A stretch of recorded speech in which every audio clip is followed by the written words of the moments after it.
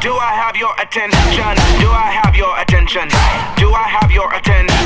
Do I have your attention? Do I have your attention? Is you taking notes?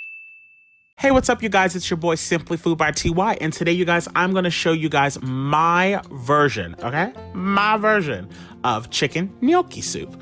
Now, as you guys can see, I am using fresh whole carrots with the stem and everything all still on it, which means that these carrots are very, very, very dirty. I don't know if you all can see it, but there's dirt all over this cutting board. So what I'm doing is right now, I'm just going to peel off the outside stem of these while the cutting board is already dirty anyway. And then what I'll do is I'll give these a really good washing down. Make sure that you wash your cutting board because you don't want any of that dirt to get all over the clean vegetables that you're just taking the time to clean. But yeah, so I'm actually going to use about 4 to 5 of these. If you want more carrots, by all means, you can add more. And if you don't want to go through the process of peeling them like I'm doing, you can buy the pre-shredded carrots. That's completely fine. I wouldn't use baby carrots because that's way too big. You want everything to kind of fit perfectly on one soup spoon. So I'm just going to give these a rough chop. I'm not really doing anything too fancy with these. You don't have to cut them down too small. They will cook down and be, you know, nice and tender. So you don't really have to worry about that. And also, this is one of those soups where there's honestly not that many ingredients, in my opinion. So you really want to be able to see everything that you put in. The carrots, you know, the shallots and all the other stuff that we'll get to soon. So don't worry about trying to break it down too small. So once you've broken those down, you can sit those to the side, and then we'll go on ahead and work on the next vegetable, which you guys know that I've fallen in love with, which are shallots. I'm using 2 big shallots. So you want roughly about 1/4 of a cup, maybe, yeah, about 1/4 of a cup. Just depends upon, you know, how big are the shallots you have. If you're not a fan of shallots and you want to use a yellow sweet onion, that's completely fine as well. Now these, once again, I'm not really, you know, mincing them down. I'm just doing, honestly, just regular old standard slices because, once again, you really want to be able to see everything that you put into the soup. This is probably one of my favorite soups to make. I have not made it in so long, so I'm thrilled to be sharing the recipe with you guys today. So the next thing we're going to do is we're going to do our garlic. And as you guys can see, I was luckily enough to find some pretty big cloves of garlic. So by the time I finished mincing this down, it came out to be, I don't know, probably about a tablespoon, about a tablespoon and a half worth of minced garlic. As you guys know, I like to say it on every video until you guys get sick of me saying it. Please use fresh garlic. That pre-minced stuff is trash. You know what I mean? So now you've pretty much gotten all of your vegetables taken care of. So now we're going to move over to the stovetop. I'm going to be making this in my Dutch oven. And the best thing about this is, you guys, it's a one-pot stop shop. You know what I mean? Like, we ain't going to be doing a million things. So I've added in roughly about 2 to 3 tablespoons of olive oil, and I have this pan really, really nice piping hot. And what I'm doing right now is I'm adding in chicken thighs with the fat on it. You want that fat for the tenderness. And I'm adding a nice pinch of kosher salt as well as black pepper. I'm also going to be adding in some garlic powder as well as onion powder. Now, as far as the garlic powder and the onion powder, I'm adding in maybe about a teaspoon. And of course, you guys know I love using paprika for color. That's just the way I do it. Now, you do want to make sure that you are fully cooking these off. All of those brown bits that are stuck at the bottom, that is all going to come in handy later. So don't stress yourself out about that. That's a good thing. But you do want to make sure that you are fully cooking them. And I say that because, you know, pretty much once we start adding in everything else to this pot in a few moments, the soup is pretty much going to be done. It doesn't really take long to make this at all. The longest part about making the soup is honestly making the chicken itself. Beyond that, there's not much else to it. So what you're going to do now is you're going to go ahead and add in all of those veggies. Now, I know you're probably thinking, oh my God, the bottom of the pan is burnt. It's absolutely not. Don't worry. Now, I will say it will definitely benefit you to have a really good non-stick pan or a nice Dutch oven pan. But if you guys aren't aware, a lot of vegetables hold a lot of water. All of that water that's about to come out of those vegetables, I've just added in 2 tablespoons of butter. But all of the water that's about to come out of those vegetables is going to lift all of that beautiful residue from those chicken pieces off the bottom of the pan. It's going to look as if it was never stuck there to begin with. So that's not burnt. Don't stress yourself out about it. Now, I would definitely say make sure you're keeping an eye on your temperature. You definitely don't want it to be up too high, as always. But, you know, it'll all come off. So what I've just added in now was about a half a cup of minced pancetta.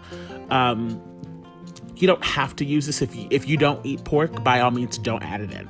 I just like to add it in just because it's just what I like. You know what I mean? But you can use bacon if you want, if you can't find pancetta.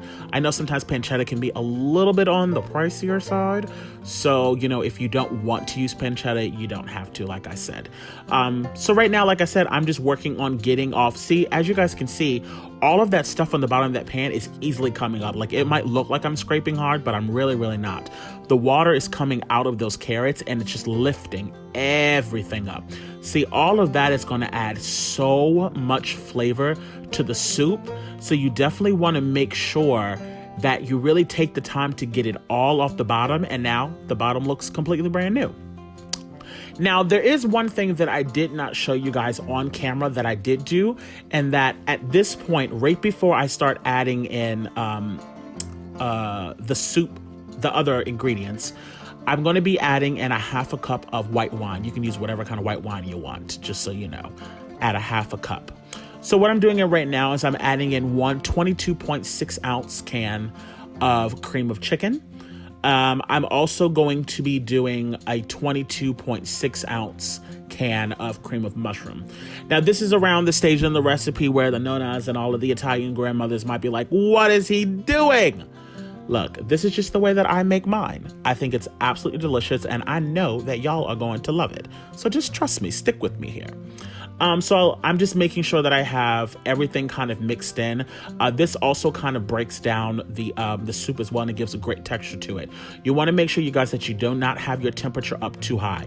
You don't want to burn any of this stuff. So I have mine on about a medium high. You know, you definitely want it to be simmering, but you don't want it to be at a rapid boil because that cream will burn to the bottom of your pan. So you really want to keep an eye on that.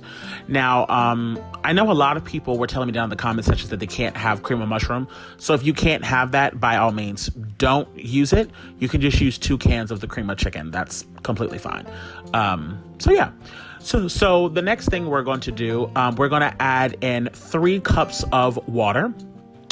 And then you're going to go ahead and just mix that around. Go ahead and break down those thick soups that you have in here. And now, see, this is the reason why I didn't really necessarily add in too many extra seasonings to my stuff. As far as like salt wise, you know, you guys, I love using kosher salt. I feel like kosher salt really does make the biggest difference when it comes to cooking. So because we've added in these 2 large cans of this really thick soup, that stuff has a lot of sodium in it. So you want to keep that in mind. So what we're going to do now is we're going to add in all of the chicken. I gave the chicken a rough chop. You know, you don't have to be too fancy with it. You don't really have to shred it. That's completely unnecessary. But I did go ahead and give it a rough chop. And this is the reason why I said, you guys, you want to make sure that you are fully cooking the chicken, okay? Because like I said, now at this point, we're about to start tasting it and doing all of that. So make sure that chicken's fully cooked. I've just added in about a half a cup of heavy whipping cream. You guys know, like I always say, if you can't find heavy whipping cream, by all means, you can use half and half. If you can't use that, you can use whole milk. But, you know, like I always say, do that as a last resort if you cannot find the heavy whipping cream. So now we're going to add in a few extra seasonings. So I'm going to be adding in right now 1 tablespoon of the Mrs. Dash Italian blend, and then I'm adding in 1/4 of a teaspoon of thyme. And I'm just going to mix that in. You guys, that's pretty much it as far as the seasonings that we're going to be adding to this. You know, at this point in stage, you can go ahead and start tasting it and seeing if you need extra salt and, you know, things along those lines. And if you do, I really truly do recommend you guys using kosher salt. I promise you, it really does make a difference. Salt is not salt. So don't let anybody just say, well, all salt is made the same. It's not. Of course, we have to add in the star of the show, and that's the gnocchi. Now, I got this from Trader Joe's. This is one of my favorite brands. You can absolutely make it homemade if you want to, but ain't nobody got time for that. If you don't know what gnocchi is, it's pretty much just potatoes. That's all that really is that we've just put in.